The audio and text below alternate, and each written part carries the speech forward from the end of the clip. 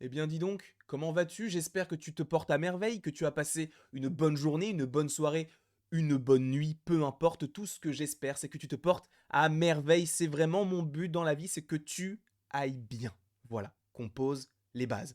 Tu le sais, ou peut-être pas, mais il y a quelques jours de cela, j'ai fait une vidéo en rapport avec l'histoire d'Andrew Garfield dans ces différents films que sont donc The Amazing Spider-Man et The Amazing Spider-Man, le destin d'un héros. Donc je t'ai relaté un petit peu les faits de ce petit personnage dans ces deux films. Et si tu ne le sais pas, du coup, sur la chaîne, quand je fais ce genre de vidéo, parce qu'on l'a déjà fait pour Tobey Maguire, il y a une autre petite vidéo qui arrive avec une sorte de petit top. Donc la dernière fois, on a fait un top, je ne sais même plus combien, mais concernant tous les méchants de Spider-Man, évidemment, au cinéma. Et là, nous nous retrouvons pour un top 7 ou 8. C'est 8. Je crois que c'est 8 parce que j'ai inclus Into the Spider-Verse, donc dans ce top sur les films de Spider-Man au cinéma. Donc j'espère que tout cela te conviendra. Et avant, petit disclaimer, évidemment, si tu n'as pas vu tous les films, je t'invite tout de suite à quitter la vidéo parce que tu risquerais d'être spoilé par rapport à mes petits arguments en fonction de chacun des films, par rapport à mon top. Mais évidemment, ce top ne concerne que mon avis. Je ne suis pas parole d'évangile, ce que je te dis ne vaut pas pour toi, mais ne vaut que pour moi. Voilà, ça s'arrête là. J'espère en tout cas que tu passeras une bonne petite vidéo. On se respecte les uns les autres. Bien évidemment, dans les commentaires, n'hésitez pas à mettre votre top 8, donc en comptant Into the Spider-Verse et donc en comptant la trilogie de Sam Raimi, les deux films de Mark Webb et donc les deux films plus celui d'Into the Spider-Verse, mais donc les deux films de John Watts qui sont inclus dans le Marvel Cinematic Universe. Donc voilà, bienveillance, bonté, générosité, c'est tout ce que je veux durant cette vidéo qui va ma foi être longue puisqu'on va parler de 8 films précisément et donc je t'ai fait mon petit top et on va, tu sais quoi, on commence maintenant avec ce film-là. C'est tout simplement Spider-Man Homecoming, sorti en 2017, comme je te l'ai dit, de John Watts, qui est le premier film solo des aventures de Spider-Man dans le Marvel Cinematic Universe. Et encore une fois, petit disclaimer, ce n'est pas parce qu'il est dernier dans mon classement que je ne l'aime pas. J'aime tous les films de Spider-Man. Celui-ci, c'est logiquement celui que j'aime le moins. Pour plusieurs raisons. Déjà parce que c'est pas vraiment un film Spider-Man dans le sens où ce que j'ai vraiment un petit peu en travers de la gorge par rapport à ce petit bonhomme là qui est Spider-Man, c'est que oui, c'est celui qui colle le plus physiquement et au niveau de l'âge par rapport au personnage que l'on a dans les comics, mais c'est vraiment trop un Iron Man bis, mais un petit Iron Man. Parce que il est vrai que Tony Stark a une place quand même conséquente dans le film. Alors pas forcément présentiellement, même si bon, Robert Downey Jr. a touché un bon petit chèque pour ses quelques apparitions dans le film, parce que honnêtement, cumulé, t'as 5 minutes du personnage dans le film, et pourtant, il est sur les différentes affiches, il est même sur une scène dans la bande-annonce qui n'est pas dans le film, donc tu te dis, à un moment donné, le mec, il a bien joué son coup. Mais ce qui est un petit peu dérangeant, et vous allez voir que ça va se suivre par rapport à mon classement, c'est que dans ces films du MCU, t'as cette aura d'Iron Man qui est constante, même quand il n'est plus là, et on en parlera par rapport à Far From Home, bien évidemment, mais t'as cette aura de Tony Stark qui est constante. Bien évidemment que c'est un univers partagé, dans le sens où là où il n'y avait pas ce genre de choses dans les précédents films parce que t'avais pas forcément plusieurs films avec plusieurs autres personnages, là, c'est un nouveau personnage qui arrive dans un univers déjà établi. Donc c'est beaucoup plus complexe de se faire une sorte de mini-place en se disant bah c'est un film uniquement sur moi et je n'aurai personne pour m'encadrer. Là, visiblement, bah il y a quand même, comme vous le voyez ici, Happy. Il y a également, j'allais dire Steve Rogers, n'importe quoi, Robert Downey Jr. donc dans le rôle de Tony Stark, mais il y a aussi donc Steve Rogers pour quelques petites apparitions, sachant que l'apparition donc de Spider-Man, plutôt les films et les différentes apparitions dans les autres films, sont liées à un contrat qui a été signé entre Marvel Studios et Sony à l'époque, puisqu'en fait, tu devais avoir un film Spider-Man contenant au moins deux personnages bien implantés dans le MCU qui devraient du coup apparaître. Là, on a donc Happy au moins et Tony Stark, mais on avait également Steve Rogers. Et dans le deuxième, on a Nick Fury, Happy, et on a également le personnage de Talos. Bon, c'est un tout petit personnage dans la scène post-générique, mais on a également le personnage de Maria Hill qui revient. Donc, c'était dans le contrat, entre guillemets, et je t'avoue que c'est vrai que j'aurais préféré un film vraiment axé sur Spider-Man et pas forcément sur, en tout cas pour ce Homecoming, qu'est-ce que je dois faire pour plaire à Monsieur Stark. Ça m'a un petit peu dérangé, sachant qu'en plus, le méchant de l'histoire, bien qu'il ait quand même une petite relation avec Peter, puisqu'il est le père de Liz, et Liz qui est donc le crush de Peter dans le film, tu te dis, bon, ça peut être sympa, mais le problème c'est que ce personnage-là, il en veut d'abord à Tony Stark, et vous allez voir que dans les films solo Spider-Man, c'est peut-être ce qui m'a un petit peu dérangé parce qu'en fait, ce personnage-là, c'est un ennemi de Spider-Man dans les comics, mais dans le film, t'as vraiment l'impression en fait que c'est juste un ennemi d'Iron Man et que t'as Spider-Man qui lui met des bâtons dans les roues parce qu'Iron Man se dit bon, celui-ci il est trop petit pour moi, je vais pas m'en approcher, ça sert à rien, je vais perdre mon temps. C'est un petit peu dérangeant, même si bon, t'as un casting de folie, comme je te l'ai dit, t'as Robert Downey Jr., t'as Tom Holland, t'as Zendaya. Et t'as évidemment Michael Keaton, t'as également Marissa Tomei, donc qui revient pour jouer avec Robert Downey Jr., sachant qu'ils avaient déjà eu une petite idylle, il me semble, ils avaient déjà joué dans un certain film, enfin bref.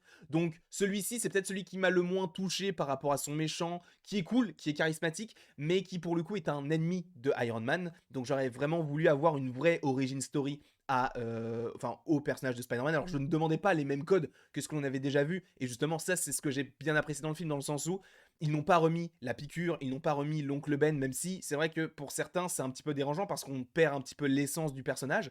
Mais moi ça m'a pas dérangé parce que j'ai déjà vu ça, en fait je sais de quoi ça parle, je sais à quoi je m'attends en regardant un film Spider-Man, je sais qu'il a déjà été piqué, en plus puisque sa première apparition dans le MCU c'est dans Civil War, donc on connaît un petit peu son background entre guillemets. Mais voilà, ça m'a un petit peu. Je peux comprendre que ça puisse déranger, moi ça ne m'a pas dérangé pour le coup. Et ce que j'ai aussi apprécié, c'est les différents costumes qu'il arbore. Alors oui, il a le costume qu'il a dans Civil War, mais il y a aussi le premier costume qu'il remet, que l'on avait aperçu dans Civil War, mais qu'il remet pour la scène de fin. Et ça aussi, j'ai trouvé ça super intéressant parce que ça va au-delà justement de cette aura qui existe autour d'Iron Man, c'est que là, il redevient le Spider-Man qu'il était auparavant. Ça, j'ai beaucoup aimé, mais pour le reste, l'aura d'Iron Man est beaucoup trop puissante, c'est pour ça que je le place en 8ème position. Et comme je te l'ai dit juste avant, en 7ème position, on est dans la lignée, c'est Spider-Man Homecoming. Spider-Man Far From Home. Homecoming, on vient d'en parler. Spider-Man Far From Home. Il est bien. Il est bien, c'est un summer movie, mais c'est toujours la même chose. C'est toujours cette aura autour d'Iron Man. Parce que oui, tu te dis, mais il n'y a pas Iron Man. Iron Man, il est mort. Oui, mais Mysterio, il travaillait pour Stark Industries et c'est lui qui a créé la technologie BARF, technologie qu'il va finalement, entre guillemets, de plus en plus développer et recréer pour créer justement ce personnage de Mysterio. Donc c'est un peu dérangeant dans le sens où en fait c'est toujours encore Tony Stark qui est au devant de la scène, même quand il est encore mort. Enfin encore, même quand il est mort tout court. C'est un peu dommage et je sais pas, c'est vrai qu'il y a aussi au fur et à mesure de mes visionnages cet aspect qu'on m'a déjà, qu'on a déjà évoqué, pas forcément sur la chaîne mais sur les chaînes d'autres personnes et c'est vrai que ça m'a fait tilter, c'est que ça suit Spider-Man, ça suit Endgame, donc ça suit entre guillemets dans le sens où ça se passe, il me semble, 6 mois après Avengers, non, 8 mois après Avengers Endgame, et t'as vraiment l'impression que tout ce qu'il a vécu, ça n'existe plus, et tout ce qu'il a envie maintenant, c'est d'être avec MJ, donc Zendaya. C'est un peu dommage, dans le sens où, ok, c'est pour un petit feel good, pour changer un petit peu de ce qu'on a eu par rapport à Avengers Endgame, mais c'est pas ce que j'attends d'un film Spider-Man. Moi, d'un film Spider-Man, j'attends qu'il ait des méchants propres, j'attends qu'il y ait une vraie backstory des méchants, justement, et pas que ce soit juste un mec qui veut se venger parce qu'on lui a volé sa technologie, ou en tout cas qu'on a craché, entre guillemets, sur sa technologie et qu'il y a bossé pendant des années, etc. Bon, c'est du vu et revu, mais en soi, ça fonctionne un petit peu dans le Far From Home. C'était pas trop dérangeant, mais ça devient un peu redondant et c'est un petit peu dommage. Pour le coup, j'ai adoré le personnage de Mysterio. C'est un peu contradictoire, tu comprends un petit peu dans le sens où j'ai adoré le personnage de Mysterio esthétiquement, mais l'histoire, bah c'est trop du déjà vu. Et c'est un peu dommage. Pour le coup, c'est un peu dommage, sachant que j'aurais vraiment aimé pour le coup qu'ils prennent le parti pris de se dire, bah Mysterio au final, c'est bien un gentil et il intégrera les Avengers. Ça, honnêtement, j'aurais trouvé ça hyper stylé et que les méchants soient réellement les élémentaux. Bon, ça a totalement changé, t'as eu ce petit twist vers le milieu du film qui te fait comprendre que Mysterio est le vrai méchant. Bon, c'est pourquoi je le mets en dernier, parce qu'encore une fois, c'est le Spider-Man de Tom Holland, donc celui qui me touche le moins. Bien évidemment, ce n'est que subjectif, c'est parce que j'ai aussi grandi avec les autres, donc c'est pour ça que je les mets à une place un petit peu plus haute. Donc, ça englobe tout ça. Et bien évidemment, je t'ai montré la photo de Zendaya. Voilà, en fait, ça n'avait pas forcément de rapport avec mon argumentaire, mais j'avais juste envie d'en parler, parce que c'est Zendaya. Donc j'avais juste envie qu'elle soit en gros plan sur la chaîne, avant qu'on passe au prochain film, et donc au top 6, avec The Amazing Spider-Man, premier du nom. Alors, sachez que le classement a changé il y a quelques mois, hein, parce qu'il y a quelques mois, si je vous avais fait cette vidéo-là, ça n'aurait pas du tout été ce classement-là.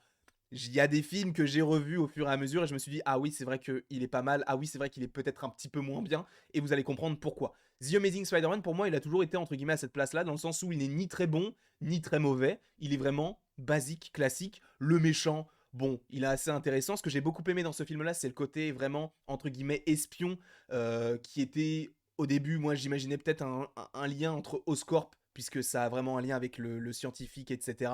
Et je m'imaginais peut-être un jour une petite connexion avec le Shield, et donc une partie scientifique du Shield. Au final, ça n'a pas du tout été le cas. C'est bien dommage pour le coup, mais voilà, No Way Home arrive. Je dis pas que ça va arriver, mais que ça peut arriver, et donc on verra Andrew Garfield. Je dis ça, je ne dis rien. Quoi qu'il en soit, ce film, moi je l'ai beaucoup aimé parce que ça, c'est vraiment la première fois dans un film qu'on voit que les toiles d'araignée ne sortent pas de Peter et sortent bien d'un petit gadget qu'il a lui-même confectionné. Et ça, j'ai beaucoup aimé. Et ça aussi, c'est une chose qu'on n'a pas forcément retrouvée dans Homecoming. Alors, ils ont essayé de lui faire style, genre, il crée sa propre toile, mais c'est dommage, quoi. Enfin, pas le fait qu'il crée sa propre toile, ça c'est super intéressant, mais je veux voir le mécanisme, je veux voir comment c'est possible. Là, pour le coup, on voit les différents tests qu'il fait, on voit qu'il se trompe souvent, et c'est ça qui est intéressant, c'est de voir que le mec, il est déterminé à vouloir déjà venger son oncle Ben pour retrouver le mec avec la petite étoile, et ça, on en a déjà parlé dans la vidéo en rapport avec l'histoire du Peter Parker d'Andrew Garfield. Mais donc, si je devais donner vraiment mon avis sur le film, moi je trouve que c'est un bon film. Il n'est pas exceptionnel, il n'est pas mauvais, il est vraiment pile au milieu. Et c'est vrai que tu vas me dire, oui, mais tu l'as mis en troisième position des moins bons, entre guillemets. Mais c'est parce qu'en fait, les autres sont bien meilleurs. Mais ça ne veut pas dire que celui-ci est mauvais. Pas du tout. Mais, bien évidemment, comme pour Zendaya, je suis obligé. Je suis obligé de mettre Emma Stone. Je suis. Et déjà, c'est ma chaîne. Je fais ce que je veux. Je suis obligé de la mettre. Parce que déjà, elle est talentueuse. Elle danse super bien dans La La Land. Et elle est belle. Mais c'est une déesse. Je vais rester là-dessus pour ce film-là. Vraiment, c'est un film où je passe un petit peu en couvent parce que c'est pas forcément le film qui m'a le plus intéressé de l'histoire des films Spider-Man, même si c'est assez intéressant déjà d'avoir une Gwen Stacy qui est la première vraie conquête, enfin relation amoureuse plutôt, de Peter Parker, sachant que il me semble que dans le 2, il y aurait dû avoir des petites scènes avec Mary Jane, mais bon, on parlera du 2, pas maintenant, puisque là on retourne dans les prémices du personnage de Spider-Man avec Spider-Man de 2002. Il me semble qu'il est sorti en 2002, donc film 2. Sam Raimi, sachant que The Amazing, je l'ai pas dit, mais c'était Mark Webb, mais je l'ai dit au début de la vidéo. Ce film de Spider-Man, c'est pas un chef-d'œuvre, mais il est très très très très bon. Et c'est via ce genre de film en fait que j'ai découvert le personnage, parce qu'à l'époque, je ne le connaissais pas plus que ça. C'est pour tout vous dire, comment est-ce que j'ai découvert l'univers Marvel, c'est grâce au Power Ranger, parce qu'en fait j'avais un Power Ranger qui avait un rond ici, et mon père m'a dit, tu sais que ton jouet là, il ressemble à un personnage un super-héros que du coup je lisais quand j'étais plus petit. Et du coup il m'a montré qu'il y avait Iron Man, et à cette même époque, je connaissais déjà Spider-Man, et du coup c'était génial de me dire, putain mais il y a plein de super-héros totalement différents, et de découvrir en fait l'univers Marvel en même temps de découvrir ces films Spider-Man, c'était pour moi la quintessence de Marvel. Enfin, c'était vraiment la meilleure époque de ma vie pour découvrir ce genre de choses, parce que c'est quand t'es enfant que t'as vraiment ton regard d'enfant. Aujourd'hui, je regarde ça, je me dis, c'est bien, mais bon, c'est peut-être un peu vieillot. Et c'est tout à fait normal, bah, forcément, puisque j'ai grandi. Mais vu que j'ai grandi avec ce genre de film, moi, je ne vois quasiment aucun défaut. Et encore moins sur ce personnage-là du bouffon vert qui est selon moi le méchant emblématique. Alors oui, tu me diras, il y a le Docteur Octopus, et oui, c'est vrai, il y a le Docteur Octopus, mais on va en parler après. Mais c'est vrai que le bouffon vert donc de Norman Osborn et donc de Willem Dafoe est exceptionnel. Et il est tellement exceptionnel que c'est assez fort parce qu'il est mort dès le premier film, mais il est présent dans toute la trilogie. Très fort le petit bonhomme. Donc je ne peux que le classer entre guillemets dans la moyenne haute de mon classement, parce que celui-ci en fait c'est celui qui a tout lancé. Je ne dis pas que tout est parfait, il y a des petites connotations en plus par rapport aux toiles, etc. Enfin, je vais pas revenir sur la vidéo que j'avais déjà faite auparavant, mais c'est très intéressant en fait sur la structure de l'être humain et de l'évolution en fait de l'adolescent vers le jeune adulte. Ça, j'ai beaucoup apprécié. Après, c'est Sam Raimi, donc de temps en temps, tu as cet aspect un petit peu horrifique que tu avais au moment où il devait sauver des personnes dans l'immeuble, et au final, tu comprends que c'est bien le personnage du bouffon vert et qui te surprend à ce moment-là. Ça, j'ai adoré, parce que, bon, je suis pas le plus grand fan du cinéma d'horreur, mais pour le coup, dans un film Spider-Man, avec ce genre d'acteur, avec ce genre de mise en scène, ça fonctionne extrêmement bien, et c'est pourquoi je ne vais pas passer tout de suite à Spider-Man 2, parce qu'il y a une scène qui est en rapport avec tout ça, mais elle est juste folle. Je passerai juste après sur un autre film d'animation. Bah, je suis con, pourquoi j'ai dit d'animation maintenant? Vous savez que c'est Into the Spider-Verse qui suit. Mais en tout cas, Spider-Man 1, premier du nom, très très bon. Pour le coup, j'aurais voulu en soi, si je devais donner un défaut à toute la trilogie Sam Raimi, c'est peut-être de n'avoir donné que très peu d'importance au potentiel qu'aurait pu avoir MJ. Parce qu'elle ne fait que crier. Moi, j'aurais voulu avoir une MJ badass qui n'attend pas que Spider-Man la sauve et qu'elle se sauve toute seule, en fait. Et ça, je l'ai pas eu. Ou en tout cas, à très peu de moments. En tout cas, je m'en souviens pas si ça arrivait. Mais, en tout cas, Spider-Man 1, très très bon. Il a quand même pas mal vieilli dans le sens où le bouffon vert que l'on a actuellement, je l'ai vu du coup le film il y a pas longtemps, ça me faisait un petit peu penser aux Power Rangers. Et les Power Rangers, ça date quand même, hein, et c'était pas joli joli hein, au niveau des effets, etc. Mais bon, ce film est dans son jus, entre guillemets, il est sorti en 2002, donc ça va faire quasiment 20 ans qu'il est sorti, donc laissons-le tranquille. Laissons-le tranquille et passons à un film beaucoup plus récent qui lui est sorti il y a déjà 3 ans. Le temps file, c'est un truc de fou. Spider-Man Into the Spider-Verse, donc avec les différents Spider-Man, donc Penny Parker, Gwen Stacy, Peter Parker, Miles Morales, Peter B. Parker, et l'autre je crois que c'est un Peter Parker, mais je sais plus comment il s'appelle. Donc c'est le Spider-Man noir. Film excellent. Film excellentissime. Je déteste les gens qui disent, tu sais, les mots, mais ils rajoutent issime, alors que ça revient à dire la même chose puisque ce mot n'existe pas. Il est excellent. Il est vraiment. En plus, il a eu l'Oscar du meilleur film d'animation en 2019 ou en 2018. Je crois que c'était en 2019. Je suis pas sûr. Mais en tout cas, excellent. Il est brillant de bout en bout. Visuellement, il est incroyable. Parce qu'en fait, il a cet aspect où il est pas net et il est pas flou. C'est comme si tu regardais un film en 3D, mais sans que ce soit trop en 3D. Mais je te parle pas de la 3D aujourd'hui avec les lunettes noires et tout. Non, non, non. Avec le côté bleu et le côté rouge, pour ceux qui l'ont connu. Et ben, ça fait la même chose. Ça fait vraiment cet aspect en fait, un peu décalé. Et je trouve que ça va totalement avec l'idée que je me fais du film, dans le sens où c'est un film qui est décalé par rapport au fait que plein de réalités vont se mélanger et que du coup, ça crée des problèmes aussi bien au sein de l'intrigue, donc dans la diégèse, mais aussi pardon, esthétiquement, dans le sens où on a un esthétisme différent pour chacun des personnages. Par exemple, Peter Parker ressemble un petit peu plus à de l'animation 2D qu'on aurait pu trouver, du coup, il y a Belle Lurette. Enfin, Belle Lurette, c'est malheureux, mais bon, ça se trouve de moins en moins.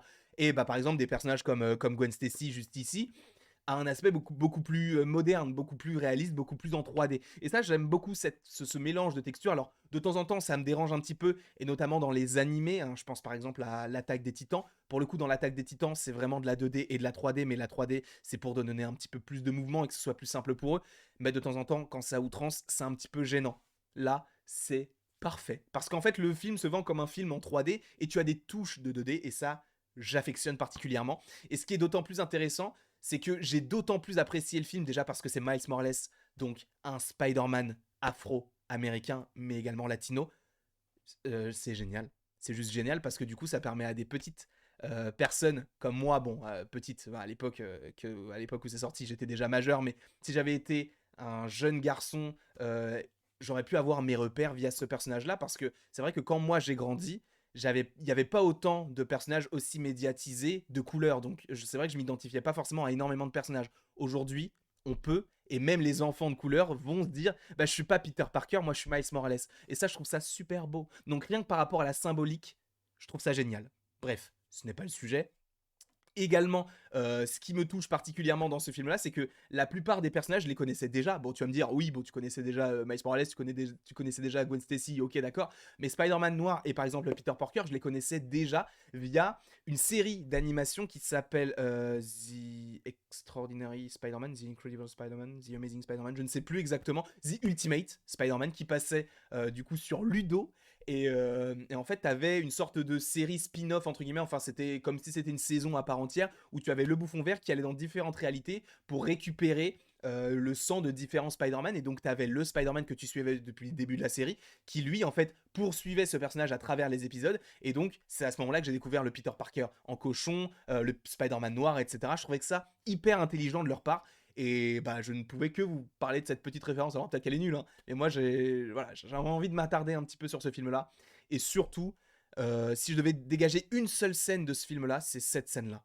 What's Up Danger. Alors cette scène-là, elle est incroyable par rapport à la mise en place, par rapport à la temporalité, parce qu'en fait, on mélange le passé, le présent, le futur. Tu sais pas vraiment ce qui se passe enfin quoi aux caisses, parce qu'en fait, on commence avec la scène où lui est sur l'immeuble avec son costume, et en fait, entre-temps, tu as des sortes de montages alternés qui te permettent en fait de voir ce qu'il s'est passé quand il a construit et conçu son costume grâce à Tante May. Et avec la musique, donc What's Up Danger, qui est juste génial. Au moment où il est sur l'immeuble et t'entends What's Up Danger, et il se lance. Et là, t'as ce plan retourné où lui, tu as l'impression qu'il est droit, alors qu'en fait, enfin, il est à l'endroit, alors qu'en fait, il est à l'envers et que c'est le monde qui est à l'endroit. Enfin, c'est étrange. C'est très étrange. Et je trouve que cette scène, elle est juste incroyable. Le fait que t'entendes plus rien, à part le bruit du verre qui se casse, c'était du génie. Et même visuellement, encore une fois, c'est quasiment parfait. Là, il me semble qu'on arrive sur le top 3 avec un film que j'ai longtemps, mais alors longtemps, décrié. Et en soi, tu sais, je peux te dire pourquoi je ne l'ai pas aimé au début. Il faut savoir que ce film est sorti en 2014. En 2014, j'allais avoir 16 ans, si je ne dis pas de bêtises. Donc c'était à l'époque où j'avais déjà vu Avengers premier du nom, où il y avait le Avengers l'ère d'Ultron qui allait arriver. Donc c'était vraiment la grande époque, ou le début de la grande époque de Marvel, donc la phase 2. C'était vraiment genre... tu commençais à faire des petites théories, tu disais mais qui va battre qui, etc. Et là, t'as ce film-là qui sort au cinéma, qui est un film vraiment beaucoup plus axé sur une sorte de romance entre lui et Gwen Stacy. Et je t'avoue que à 16 ans, c'est pas forcément un film que j'aurais voulu voir à cette époque-là. Aujourd'hui, avec le recul que j'ai, puisque bah ça fait quasiment 7 ans que le film est sorti, putain, ça fait 7 ans. C'est pas le sujet. Du coup, en ayant eu du recul et en ayant un petit peu grandi, en ayant entre guillemets gagné en maturité, je trouve que ce film est une mini pépite. C'est pas une pépite non plus, mais il est très très très très bien construit. Et bon, l'un des gros défauts du film, c'est ce personnage-là, et le personnage tout au bout, là-bas. Donc, les méchants, en soi. Parce que je te le dis clairement, les méchants dans ce film, j'en ai strictement rien à foutre. Que ce soit Electro, c'est très cool de le revoir dans No Way Home, j'ai hâte de voir ce qu'il va donner. Le Rhino, apparemment, on pourrait également le revoir dans No Way Home. Mais bon, ça sent pas très... Enfin, ça se sent pas très bon. Si, ça sent bon, mais... Bon, le personnage était pas très intéressant de toute façon dans le premier film, puisqu'il était présent qu'au début et à la fin. Mais alors, celui-ci, là, le bouffon vert, on en a déjà parlé, il est bien, mais il est pas incroyable non plus. Donc c'est vrai que ce sont des personnages qui sont un peu passés au travers pour moi. Et c'est vrai que je me suis beaucoup plus concentré sur l'idylle entre Gwen Stacy et Spider-Man. Bon, je te mets quand même une petite photo de Maxwell Dillon avec Spider-Man. Bon, même si il me semble que l'image est un petit peu retouchée parce que le costume n'est pas aussi pourpre pour le coup. Mais bon, ce n'est pas très grave. Ce que j'ai vraiment aimé au fur et à mesure du temps, c'est que dans ce film-là, t'as vraiment donc la relation entre Gwen Stacy et le personnage de Peter Parker qui est très très réaliste dans le sens où c'est la rupture amoureuse qui se fait sur plusieurs mois, peut-être même un an, et qui au final essaye de recoller un petit peu les petits morceaux qui sont un petit peu éparpillés partout. Tu vois ce que je veux dire ou pas? Pardon, excuse-moi, j'avais les salive de travers. Ça va mieux. C'est comme quoi, déglutir, ça fonctionne. C'est comme somatodermine cosmétique. Ce n'est pas le sujet. Revenons sur The Amazing Spider-Man 2. Le film est très très bon dans son ensemble. Donc les méchants, ce n'est pas forcément ce que j'apprécie particulièrement. Mais donc la relation, elle est juste géniale. L'OST, je ne sais pas qui s'est occupé de l'OST. Si c'est Hans Zimmer, ça ne m'étonnerait même pas. Je ne sais pas du tout qui s'en est occupé, mais elle est incroyable. Le Gwen voicemail, donc quand elle lui laisse un message et qu'il l'écoute, l'audio, t'as entendu la musique, elle est incroyable. Du petit piano un petit peu triste, etc. C'est génial. Là, ce qui est cool dans ce film-là, c'est que t'as un Spider-Man qui est très très humain. Alors, dans les premiers aussi, hein, dans le sens où dans la première trilogie de Sam Raimi également, il est humain. Mais là, ça a un aspect beaucoup plus particulier dans le sens où, je sais pas, c'est un ado qui est tourmenté parce qu'il a perdu énormément de personnes, parce qu'en soi, c'est ça qui est fort, c'est qu'en 2 films, il a perdu son père, sa mère, sa copine, le père de sa copine, son oncle. Ça fait quand même 5 personnes qu'il a perdues en 2 films. C'est énorme. Donc, le fait d'avoir un Spider-Man un petit peu torturé, tourmenté, parce que n'oublions pas qu'il y a cette magnifique scène également, qui est une référence également aux comics, et on a aussi une référence dans Venom Let There Be Carnage, malheureusement, mais bon, bref, ce n'est pas le sujet. Donc, tu as ce personnage de Gwen Stacy qui est toujours aussi incroyable, enfin, en même temps c'est Mastone, mais donc tu as ce personnage-là avec qui il y a une très très bonne relation avec le petit Andrew Garfield, et c'est ça, en fait, pour moi, The Amazing Spider-Man 2, tu me dis ce que j'en pense, c'est ça. Pour moi, c'est ça, c'est un acteur parfait, enfin pour le rôle, pour moi il est juste génial pour le rôle, il correspondait un petit peu à l'image que j'avais du perso. En plus, je l'ai découvert personnellement dans, The Social Network, où il jouait donc, je ne sais même plus comment il s'appelle, mais bon, c'est la scène où il jette l'ordinateur et le casse et tout, c'était incroyable. D'ailleurs, de temps en temps, je me la refais parce que je trouve qu'il joue super bien. En plus, il joue dans de Tu ne tueras point, qui est sur Amazon Prime, si je ne dis pas de bêtises, ou Netflix, je sais plus, enfin bref, vous pouvez aller le voir si vous avez l'abonnement. Et mais donc, très bon acteur. Et je trouve qu'il arrive très bien à transparaître en fait ce côté un peu dépressif entre guillemets, dans le sens où je ne sais pas si je l'ai vu une seule fois sourire du film. Alors oui, évidemment au début quand il découvre ses pouvoirs, au début quand il est avec Gwen Stacy, mais dans le deuxième, c'est vrai qu'il est beaucoup plus triste parce qu'il a déjà perdu son oncle, il est plus en couple, tu sais pas ce qu'il va faire par la suite, c'est assez compliqué de savoir comment est-ce qu'il va. Après, évidemment, il y a ce double jeu de bah, je suis triste en Peter Parker, mais je suis quand même bien en tant que Spider-Man, dans le sens où il faut quand même que je montre que je sois bien, parce que si t'as un super-héros qui est là donc pour te sauver et que tu vois que lui-même n'est pas bien, ça la fait mal. C'est comme nous en soi.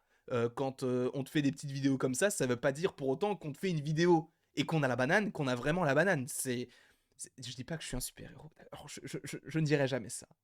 Mais bon, si vous le dites, c'est pas moi qui le dis. Voilà. Je n'irai pas jusque-là. Bref. Mais donc, oh, j'ai bugué.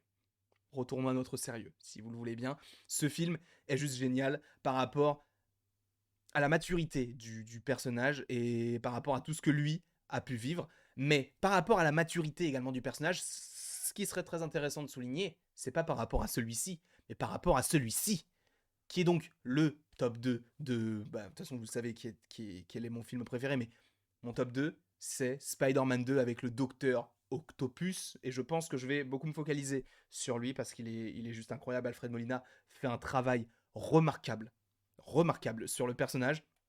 Il est aussi attendrissant que... Comment on peut dire ça? Menaçant, agressif. En tout cas, il fait peur. Il fait peur, pour le coup. Et de le revoir dans No Way Home, mais ça m'enchante. Hello Peter. Ça m'a refait ma soirée, hein. Vous vous en souvenez peut-être de la vidéo réaction. Si vous ne vous en souvenez pas, je vous invite à aller la voir. Si vous en avez envie, bien évidemment. Mais excuse-moi, mais cette scène-là, elle était juste folle. Et le film, en soi, était très intéressant parce qu'il te montre un personnage qui, en fait, est gentil. Mais qui, par une énième expérience, va se retrouver un peu fou. Et ça me fait un peu penser à ce qu'on avait également par rapport au Bouffon Vert, dans le sens où en soi, Norman Osborn, bon, il a ses mauvais côtés au début, par rapport à son fils, même par rapport à son entreprise, etc. Donc il veut prouver que... Mais en soi, lui, là, Otto Octavius, il n'a aucun mauvais fond, il est gentil en soi. Et de le voir totalement transformé, c'est là où je trouve que le jeu de l'acteur est juste génial. Et bon, on a cette scène aussi iconique, mythique, que dis-je, du Spider-Man de Tobey Maguire, avec cette scène du train où il l'affronte et du coup il fait les petites toiles et tout. Ça, c'est un truc de fou. Mais la scène qui, au début, je la passais souvent quand j'étais petit, c'était celle-ci. Le moment où il se fait capturer et ils veulent en fait couper ses bras, c'est clairement ce que je voulais en fait enchaîner par rapport à Sam Raimi qui a fait donc des films d'horreur, des films horrifiques. C'est tout simplement ce que j'adore en fait dans ce cinéma-là, c'est que c'est un film tout public, mais t'as quand même cette scène qui est horreur, enfin qui est horreur, qui est horrifique entre guillemets, par rapport au fait que il y a pas de sang, tu vois pas la violence, etc. Tu la suggères. Et tu la suggères bien, pas comme dans Venom Let There Be Carnage. Là, pour le coup, c'est vraiment bien suggéré dans le sens où t'as une tronçonneuse, donc déjà, qui a une tronçonneuse? La tronçonneuse, à part pour couper des arbres, ça ne sert à personne. Et couper des gens, mais justement, couper des gens, c'est pas bien. Donc, t'as une tronçonneuse, donc déjà, c'est pas un bon truc. Le pire moment, et je pense qu'on sera tous d'accord, c'est le moment où l'un des médecins est au sol et qu'elle se fait du coup tirer par l'arrière et qu'elle met ses ongles sur le carrelage et que ça, déjà, ça fait un bruit strident, mais ça fait des petits trucs bizarres au niveau de ses doigts, c'est juste horrible. T'entends les cris, tu vois des traces de sang, mais tu les suggères puisque c'est que de l'ombre, etc. Enfin, c'est super bien fait. Et là, tu revois en fait le cinéma que peut te proposer Sam Raimi, parce que Sam Raimi, bon, il a pas fait que des films d'horreur, mais il en a fait quand même au moins deux, donc c'est déjà pas mal. Et du coup, tu retrouves ce petit côté horrifique dans ce genre de film, et moi je trouve ça super cool parce qu'en fait tu mélanges deux genres qui à première vue n'ont pas forcément de corrélation, sachant que c'est un film Spider-Man avec le Docteur Octopus, donc ça serait surtout tourné vers le scientifique. Et il a quand même trouvé le moyen de nous mettre cette scène-là qui est pour moi juste géniale aujourd'hui quand je la vois, parce qu'à l'époque, comme je te l'ai dit, ça me faisait peur, du coup je la regardais pas. Mais je la trouve juste incroyable. Donc rien que pour celle-ci, et rien que pour cette scène-là, je suis obligé de la mettre en top 2. Bon, pas que pour ça évidemment. Ce que j'aime beaucoup aussi dans ce film-là, c'est la question de savoir s'il doit être Peter Parker ou s'il doit être Spider-Man. Parce que quand il est Peter Parker, tout va mieux dans sa vie. Mais quand il est Spider-Man, bah, il arrive à faire, comment on peut dire ça, il arrive à donner de l'espoir aux gens. Et c'est ça qui est assez intéressant, c'est que au moment où Tante May, du coup, fait son déménagement, il y a un petit garçon qui est là et qui dit oui, Spider-Man nous manque, etc. Et tu comprends que ça va peut-être être en partie un des déclics pour lui après le fait que la voiture vienne sur eux dans le restaurant.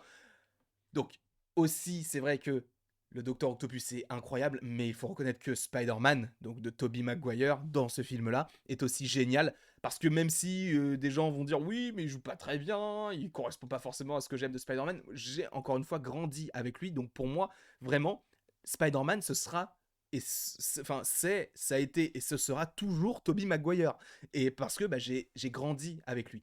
Donc c'est pour ça que je voulais le mettre au premier plan, et de toute façon, le top 1, vous le savez, c'est Spider-Man 3, et on en reparlera juste après. Mais je trouve que le personnage est extrêmement bien construit, et je trouve que bah, il est juste génial. Il est juste génial, et le fait que t'aies cette relation avec Harry qui se passe pas super bien parce que lui-même, en fait, pense qu'il a tué, enfin, pense que Spider-Man a tué son père, alors qu'au final, tu te rends compte il s'est suicidé dans le premier, enfin, sans le vouloir, enfin, il s'est tué lui-même, bref. T'as toute cette psychologie autour de l'amitié et surtout autour de l'amour avec Mary Jane qui est très intéressante et qui, en fait, te fait comprendre que, ok, t'as beau être Spider-Man, mais si t'es pas entouré des bonnes personnes, bah t'es rien, en fait. Enfin, t'es rien. C'est plus compliqué d'avancer plutôt.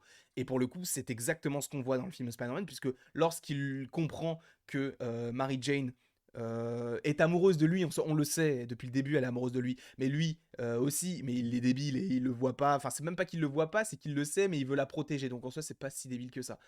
Mais au moment où justement il apprend tout ça et que ça lui fait un petit choc, c'est là où il commence à perdre ses pouvoirs.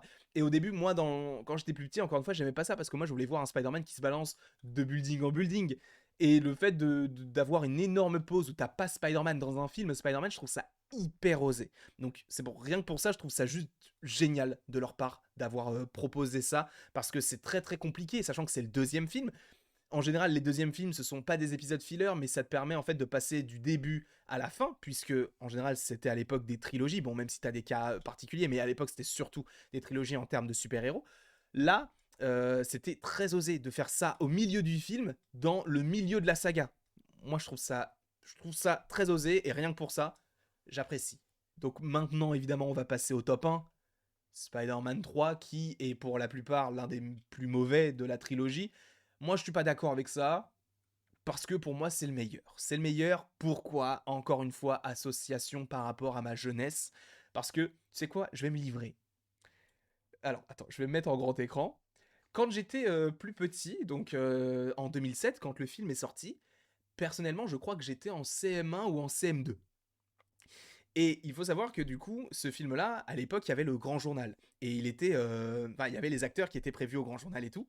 Et c'était vraiment, pour moi, c'était incroyable parce que Spider-Man, j'avais grandi avec le 1 et le 2, j'avais des petits comics, etc. Mon père m'en parlait, on en parlait aussi avec mes cousins. Enfin, c'était vraiment, pour moi, Spider-Man, c'était une institution, c'était mon personnage préféré. Et de fait de me dire qu'il y allait avoir un Spider-Man et qu'en plus il y en aurait un qui était noir, je me suis dit, mais ça va être incroyable et tout. Et au final, bah, c'était incroyable le film. Cependant, je ne l'ai pas vu le jour même, puisqu'en fait, il était au Grand Journal le vendredi soir. Et le mercredi qui suivait, c'était la sortie du film. Sauf que avec mes parents, je sais plus pourquoi, on était allé en Bretagne et on pouvait pas aller voir le film parce que bah on passait un moment en famille et tout, et c'était pas, en plus c'était pendant les vacances je crois, mais c'était un mercredi, donc mes parents ils préféraient plus sortir le week-end même si on était en vacances parce que bah eux aussi ils travaillaient, mais bon là c'était plus des vacances. Je vous fais vraiment rentrer dans mon intériorité. Passons. Je regarde même pas encore le film, puisque une fois que je reviens de vacances, tu as du coup un de mes amis qui dit ouah putain, enfin putain, on était en CM1, du coup il fait oh purée les gars, venez voir, je vais vous raconter le film. Il m'a tout raconté de A à Z. Je savais exactement ce qu'il se passait dans le film Spider-Man 3 parce que en fait, même si j'allais le voir le week-end qui allait suivre, je ne pouvais pas patienter parce que j'étais tellement fan de Spider-Man que je me suis dit non, non, non, non, excuse-moi, Quentin, parce qu'il s'appelait Quentin. Il s'appelle Quentin toujours, je crois qu'il est pas mort. Je lui ai dit, Quentin, tu restes là, tu m'expliques tu me dis ce qu'il y a dans le film, s'il te plaît. T'es obligé. Là, t'es obligé. Et du coup, il m'a raconté les trucs avec J. Jonah Jameson.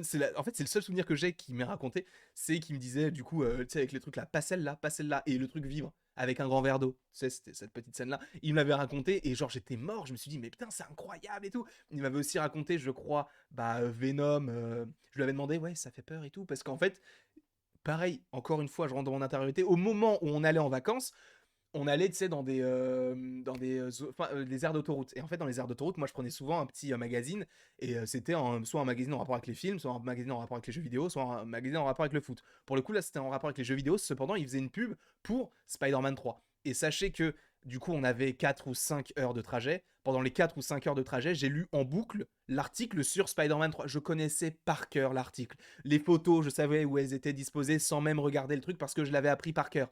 Voilà, c'était la petite anecdote pour vous dire que vraiment ce film-là, c'était vraiment une institution pour moi parce que ça compte vraiment beaucoup. En tout cas, la trilogie de Sam Raimi vraiment a bercé toute ma jeunesse par rapport à Marvel, on va dire. Bref, en tout cas, ce film est juste génial. C'est cool d'avoir une double identité de Spider-Man et notamment d'avoir Venom, même si bon, il arrive comme un cheveu sur la soupe dans le sens où c'est une météorite qui arrive, elle se colle à Spider-Man, c'est tout. Il n'y a pas d'explication. J'aurais préféré que, sachant qu'on te précise dans le film précédent que tu avais donc le fils de J. Jonah Jameson qui est astronaute, je me suis dit ce serait assez intéressant de le revoir et de le voir en fait ramener un petit morceau de lune et que sur la lune il y ait un bout de symbiote qui vienne se coller d'abord à lui puis à Peter Parker. J'aurais vraiment voulu que ça se passe comme ça. À l'époque, tu imaginais les théories que je faisais. Le mec était vraiment bizarre. Moi, je passais pas mes journées à jouer au foot. Je passais ma journée à faire des théories. C'est tout à fait faux. Je passais ma journée à jouer au foot. Mais de temps en temps, je m'imaginais, je me suis dit, imagine, ça se passait comme ça aurait été trop stylé et tout. Bref, du coup, ce film est très très cool, même si bon, l'histoire de, il y a le symbiote qui vient, c'est un peu du classique. Venom, il est pas incroyable non plus, je m'attendais peut-être un petit peu mieux, même si le personnage d'Eddie Brock est très très intéressant. Intéressant par rapport au fait qu'il y ait une petite rivalité entre lui et Peter Parker, et c'est ça aussi que j'ai beaucoup aimé, et j'en avais déjà parlé dans la vidéo précédente par rapport au top des méchants Spider-Man, c'est que c'est le seul personnage de tout l'univers de Spider-Man, tout film confondu, qui a en fait un problème, non pas avec Spider-Man, mais avec Peter Parker. Parce que si on fait un rappel des troupes, le bouffon vert en veut à Spider-Man parce qu'il lui met des bâtons dans les roues. Pareil pour le Docteur Octopus. Le lézard, c'est pareil. Après, t'avais qui? T'avais Electro. Electro, pour le coup, il en voulait à Spider-Man parce que c'était lui qui avait pris la lumière alors qu'il était sous le feu des projecteurs parce que lui n'avait pas d'attention autour de lui. Le bouffon vert junior, dans l'histoire, c'était vraiment celui qui voulait avoir son sang, ce qu'il a refusé, donc tu comprends pourquoi il lui en veut. Ok, donc il en veut à Spider-Man et pas encore à Peter Parker dans un premier temps. Le vautour, il en veut à Peter Parker, pourquoi? Parce qu'il y a des bâtons dans les roues. Mysterio, il en veut, il en veut à Peter Parker, pardon, il en veut à Spider-Man. Mysterio, lui, il en veut à Spider-Man parce qu'il veut juste récupérer les lunettes qui lui redonnent la technologie BARF. Et là, pour le coup, Venom, c'est le seul vrai méchant qui en veut à Peter avant qu'il en veuille à Spider-Man. Parce qu'en fait, vous savez, quand il était en train d'enlever le Venom, quand il était donc sur le haut de la cathédrale, Venom est tombé, enfin en tout cas le symbiote est tombé, et c'est là où il a reconnu Peter Parker. Sauf que là, il va falloir m'expliquer un truc, bonhomme. T'as une vision hors pair, parce que la cathédrale, elle est très grande, elle est très très haute. Comment t'as pu reconnaître Peter Parker? Ce n'est pas possible, d'accord? Bref, en tout cas, par rapport à Venom, c'était juste très très bon, même si bon, enfin, je parle d'Eddie Brock, parce que le Venom en soi, il n'était pas très, il était pas très imposant, et tu sens qu'en fait c'était une pièce rapportée parce qu'il n'était pas censé être dans le film, et tu sens en fait que les studios ils ont dit si mais en fait Sam tu fais quoi là? Tu vas nous mettre Venom, tu vas pas nous mettre juste telle ou telle personne, tu nous mets Venom. Parce que Venom, je crois qu'il était vraiment pas du tout prévu à la base, mais le gros point fort du film, c'est lui. Selon moi, c'est lui. J'en ai déjà fait une vidéo pour vous dire que c'était mon personnage préféré en termes d'ennemis de Spider-Man. D'ailleurs, personnage que l'on pourrait possiblement revoir dans No Way Home. Donc juste ça, ça m'enchante. D'accord? Ça m'enchante. De me dire qu'il sera là, c'est... Et en plus, apparemment, par rapport à ce que l'on voit dans le trailer, s'il est gentil, mais alors là, que demande le peuple? Que demande le peuple? Donc, Flint Marco, qui a tué donc le personnage de l'oncle Ben, qui n'est donc pas au final Dennis Carradine, mais c'est bien lui. Son histoire, elle est juste géniale, et je vais pas te refaire le speech de ce que j'avais fait auparavant par rapport à la vidéo sur les différents ennemis de Spider-Man. Là, je vais juste rester sur le film dans sa globalité. Le film est très bon. Le film est très bon. Il est très bon. Venom, pas mal. Eddie, parfait. Tu as Peter qui lui aussi est très bon, très touchant dans sa relation avec MJ, même s'il est un petit peu agaçant et c'est en fait le juste retour des choses parce que c'est quand tu as le plus de. Enfin, en tout cas, pour le coup, pour lui, c'est quand il y a le plus de lumière autour de lui que c'est là où il se dit, bah en fait, je suis quelqu'un, alors qu'il n'a, pour lui, entre guillemets, jamais été personne. Donc c'est vrai qu'il goûte à la célébrité pour une fois et il se sent, entre guillemets, pousser des ailes. Donc d'où son comportement un petit peu étrange vis-à-vis de MJ. MJ que j'ai pas forcément bien apprécié non plus dans ce film-là, et Harry Osborn, de toute façon j'aime pas l'acteur, donc j'ai pas forcément apprécié son personnage, et encore moins aujourd'hui. 40 minutes. On a fait 40 minutes sur une vidéo sur les tops. Tu te rends compte de ce que cela signifie? Bah je sais pas ce que ça signifie, mais en tout cas, si t'as regardé cette vidéo jusqu'à la fin, j'espère qu'elle t'aura plu, et j'espère que t'as passé un bon moment en ma compagnie, bien évidemment, dans l'espace commentaire. Quel âge j'ai dans l'espace commentaire?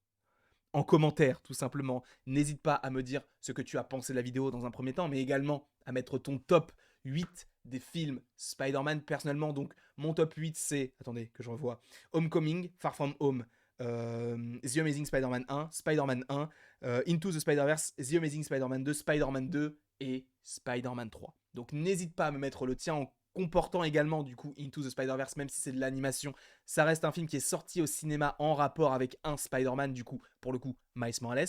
Espérons qu'un jour on le voit dans le MCU ou dans le SPUMCU ou le SSU, je sais même pas comment ça s'appelle.